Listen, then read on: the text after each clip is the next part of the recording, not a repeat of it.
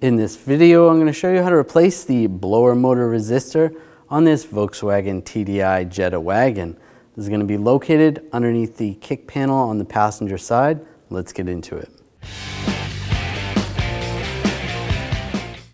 Now, underneath the glove box, you're going to grab this piece of cloth and just pull it down. You can pull that out of the way. Now disconnect the connector, just push on the tabs, slide that off.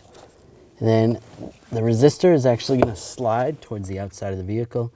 There's a little tab right here, push that up, slide it to the right, pull that out. Take the new one, line this up, slide it to the left, plug the connector in. There you go. Give it a wiggle, make sure it's tight.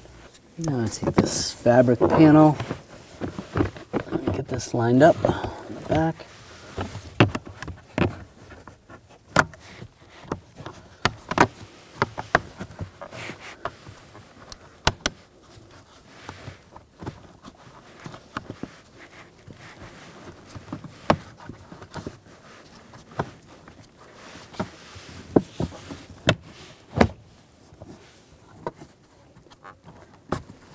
All right, push that in place, and you're good to go.